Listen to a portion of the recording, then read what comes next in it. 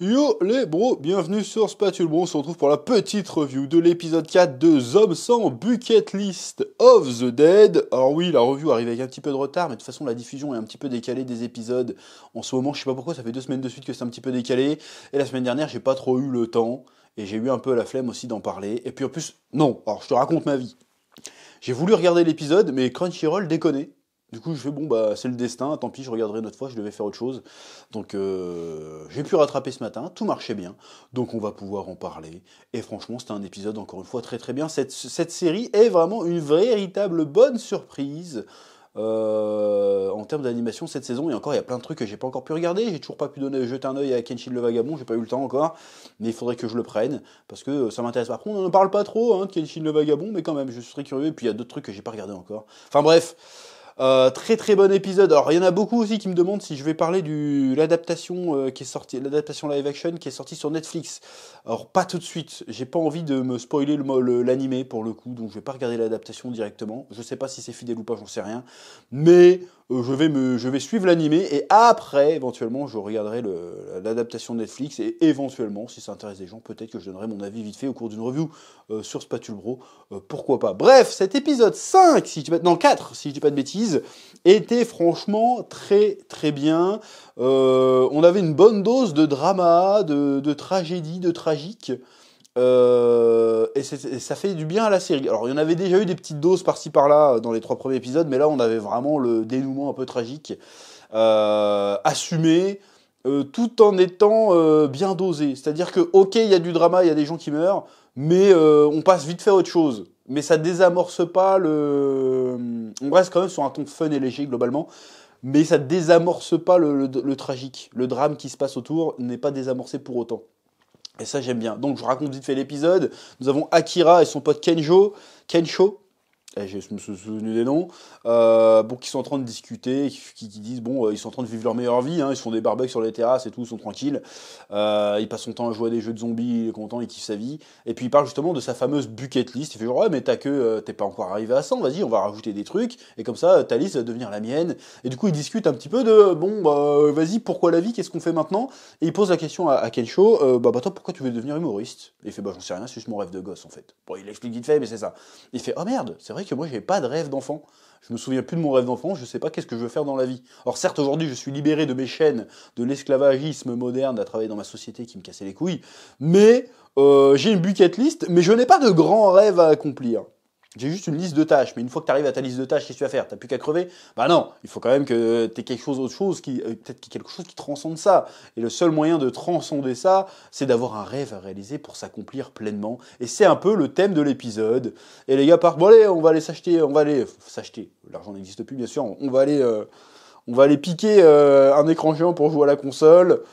Et donc il y a tout un tas de péripéties, parce que oui, ils se baladent tranquillement, mais bon, il y a quand même des zombies, donc il se passe des dingueries. Et donc il tombe sur des hôtesses de l'air et un vieux qui se sont barricadés dans un ancien supermarché qui se trouve dans le métro.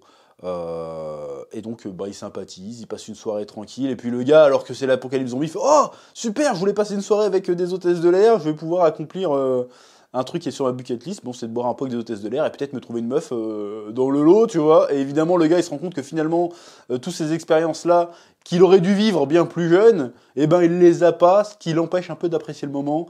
Mais même, il fait son apprentissage maintenant. Je trouve ça plutôt rigolo. Il y a vraiment une bonne énergie positive dans cette scène-là. Et tu vois le contraste entre les zombies qui essayent de gratter pour aller les bouffer et puis tout ce qui se passe.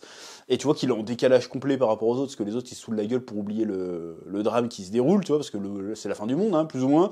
Et lui il est là, non, moi je vis ma vie à fond, je kiffe, et son pote est un peu pareil. Donc c'est bien, j'ai bien aimé cette confrontation entre deux visions, entre les gens qui se posent vraiment en victime et les gars qui profitent de la situation à fond. Évidemment, le Kensho qui sert comme pas permis, voilà, c'est plutôt rigolo. Et oui. Et donc, le gars qui s'efforce de vivre une vie presque normale, malgré l'absurdité et le tragique de la situation, il y a un décalage assez intéressant, bon, qui rappelle un peu le film Zombieland à l'époque, qui commence à dater un peu ce film d'ailleurs, avec le gars, il s'est passé plein de dingueries, ouais, je veux mes Twinkies, et il kiffe qu'il a son Twinkie. On est un peu dans le même délire. Là, il vit sa life, le gars. Je voulais passer des soirées avec des meufs, bah j'ai l'occasion de passer une soirée avec des meufs. Allez, on y va, on profite. Bon. Et là où l'épisode devient vraiment très très bon, c'est que c'est la fin. C'est-à-dire qu'en fait, encore une fois, parce que là, il y a le vieux qui n'arrivait pas à se détendre parce qu'il avait été mordu, qui savait qu'il allait se transformer en zombie. Bon, évidemment, ce bâtard, il l'a dit à personne, et du coup, il fait buter tout le monde. Ça, c'est l'égoïsme de base. Et du coup, les meufs meurent tous, bouffés, transformés en zombies. Et du coup, c'est triste. Parce qu'en fait, le gars était en train de s'ouvrir de parler avec une fille à cœur ouvert pour de vrai pour la première fois. Genre, bon, il savait que c'était mort, il allait pas la serrer, mais quand même, il échangeait un truc vraiment. Et la meuf, elle disait, ouais, moi je voulais devenir hôtesse de l'air parce que, voilà, raconte sa vie. Et lui fait, oh, moi j'ai pas de rêve, t'as de la chance d'avoir un rêve. Et puis au moment où elle s'ouvre vraiment à lui, blam, elle se fait croquer par un zombie. Et là, elle comprend que c'est la fin, mais elle fait finalement, parce qu'elle a discuté avec Akira, elle s'est rendu compte que finalement, c'est pas grave que je meure maintenant, parce que finalement, j'ai été heureuse, j'ai exercé le métier que je voulais, j'ai réalisé mon rêve d'enfant, et en plus, j'ai pu t'aider de la même manière qu'on m'avait aidé. Grâce à toi, je me suis souvenu de pourquoi je faisais ce métier, même malgré les embûches, malgré les défauts, les inconvénients de ce métier. J'ai été heureuse. Vas-y, laisse-moi, je peux mourir, c'est pas grave. Et du coup, Akira, il se rend compte que putain, il faut vraiment que je me trouve un rêve parce que la meuf, elle est au bord de crever, mais elle est quand même heureuse parce qu'elle a accompli sa vie, elle a vécu une vie, elle estime qu'elle a vécu sa vie pleinement. Alors que moi, je suis en train de kiffer tout ce qui se passe maintenant, mais parce qu'en fait, j'ai pas kiffé ma vie avant. Donc, je n'ai pas encore pleinement vécu ma vie. Donc, il faut que et pour vivre ma vie pleinement, ce qui me manque, c'est pas juste une liste de trucs à faire, ce qui me manque, c'est un grand rêve. Et ça, je trouve que c'est plutôt pas mal. Et puis après, juste après, tu crois que le Kencho, pareil, il a été déprimé parce que sa meuf qui est en train de tringler, elle s'est fait bouffer, il fait « Oh, elle essaye de me manger, mais t'inquiète, j'ai eu ton écran géant. » Et tout d'un coup, on repasse dans la comédie, dans la légèreté, mais on n'oublie pas. Et quand le gars, il est en train de s'éclater devant sa console après, juste après, et tu sens que il sourit, mais merde, il s'est quand même passé, c'est quand même triste ce qui s'est passé.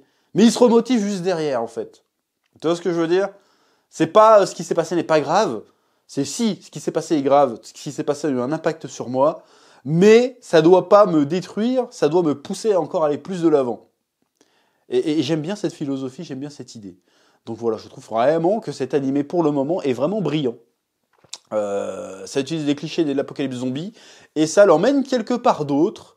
Avec de l'humour. J'éclate de rire devant la série plusieurs fois. C'est très rare que j'éclate de rire. Hein. C'est pour ça je fais pas trop de réactions, parce que la plupart du temps je suis comme ça quand je regarde un animé, tu vois.